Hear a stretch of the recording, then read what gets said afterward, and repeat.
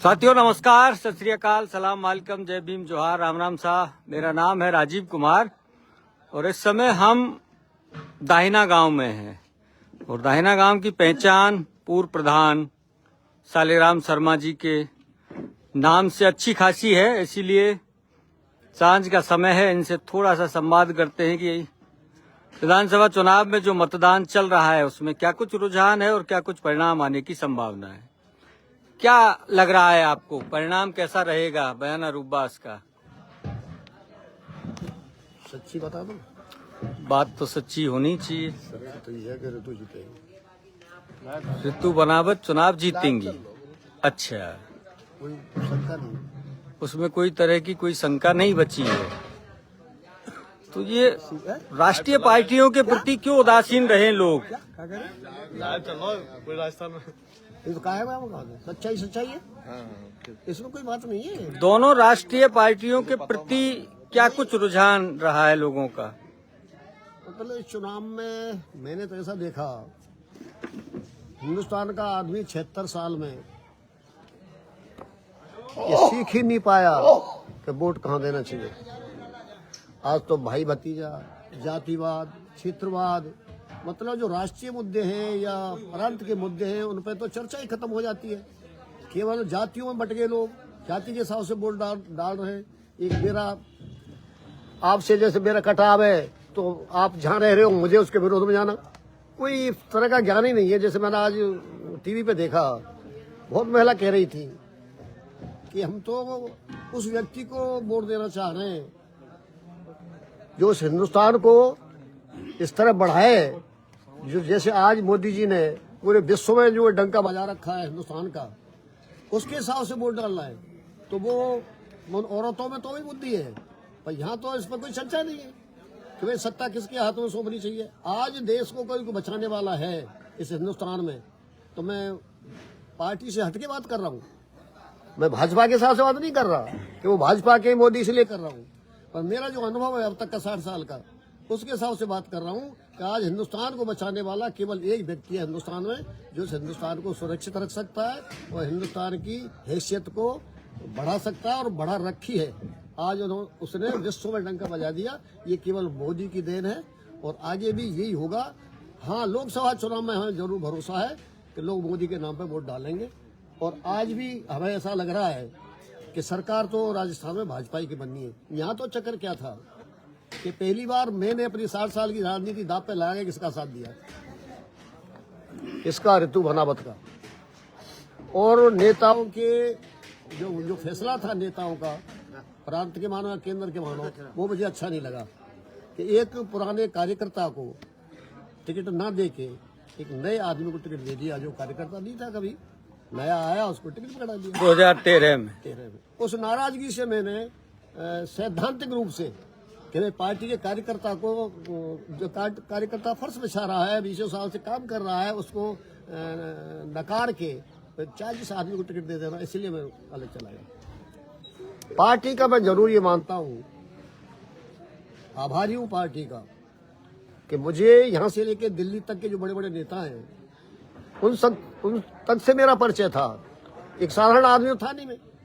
उसके बाद ही मैंने चैलेंज करके पार्टी का विरोध किया और राजस्थान से एक नोटिस आया कि क्यों नहीं आपके खिलाफ अनुशासनहीनता की कार्रवाई की जाए कि आपने पार्टी के विरोध में काम किया। तो मैंने उसका जवाब दे दिया, मैंने ऐसा कोई काम नहीं किया है जिससे पार्टी के प्रतिष्ठा को धक्का लगे। मेरी पार्टी में निष्ठा है, आज भी मैं पार्टी में हूँ और आपकी मर्जी है, आज आप जो भी कुछ भी करें वो मुझे स्वीकार है।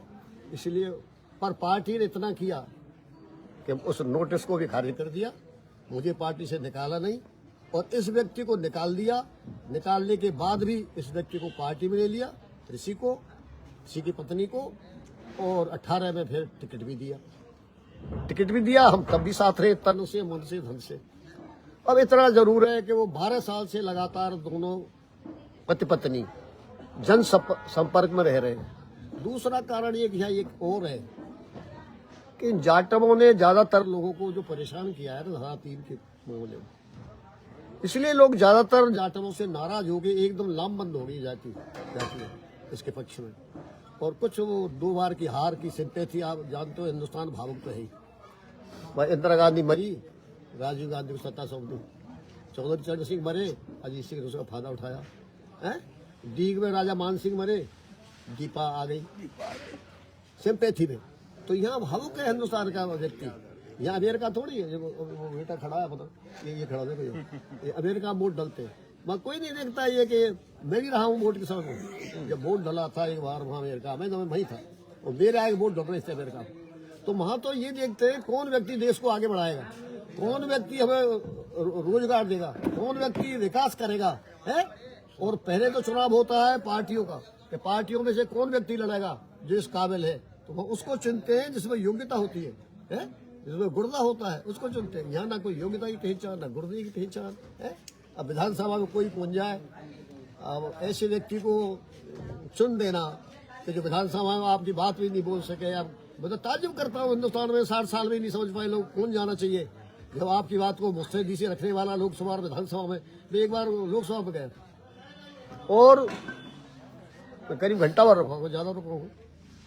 तमाम लोग हल्ला मचा रहे थे, सांसद मंत्री बोले उसको बोलने नहीं दे, सांसद बोले को उसको बोलने नहीं दे। और एक व्यक्ति खड़ा हुआ मेरे सामने, चंद्रशेखर जी, तो देश के प्रधानमंत्री रहे केवल 6 महीना, ज्यादा तो नहीं रहे, लेकिन ऐसा आदर्श पुरुष बड़ा मुश्किल से मिलता है। वो खड़े हुए और उन्होंने अपना भाषण शुरू किया और ऐसा समझ लो जैसे चिड़ैया में डेल पर गए। एक चू शब्द पूरी लोकसभा में किसी के मुंह से नहीं निकला, उसके खिलाफ वो घंटा भर तक बोला, घंटा भर तक लोकसभा शांत हो गई। तो ये एक गुण होता है व्यक्ति में, हर व्यक्ति में वो नहीं होता। तो ये आज हिंदुस्तान तो ऐसा है। अब उसको 3 तारीख को क्या रिजल्ट आएगा बयाना रूपबास का? सरकार तो बीजेपी की बनेगी। बयाना रूपबास का क्या रिजल्ट रहेगा? ये है कि अब ये जनता के ऊपर है। ये तो अब तो जनता का तो ये रिजल्ट 3 को दिख जाएगा, लेकिन मुझे जो चांस लग रहा है वो सीधी सी बात है, चांस जो है उसके ज्यादा नजर आ रहे हैं। इसके अरे क्यों ना जरूर, तो बुरी बात का है। अब सच्चाई है, इसमें क्या बात है भाई। अब तो वोटिंग हो गई ना, वोटिंग पूरी हो गई, करीब 1 घंटा बचा है। बात खत्म हो गई, क्या फर्क पड़ता है, क्या फर्क करीब। हाँ, कोई फर्क नहीं भाई। हमें तो सुनो, राजीव जी पूरा जीवन निकल गए, हमने धोखाधड़ी नहीं की किसी के साथ। 2 साल 2 बार उसके साथ रहे, ईमानदारी से रहे, कहीं धोखा नहीं किया होगा जिन्होंने किया होगा। हम अपनी बात कर रहे हैं और आज भी जहाँ हैं, हमने भाजपा के उम्मीदवार की पूरी मदद की है जितना लोगों ने माना है।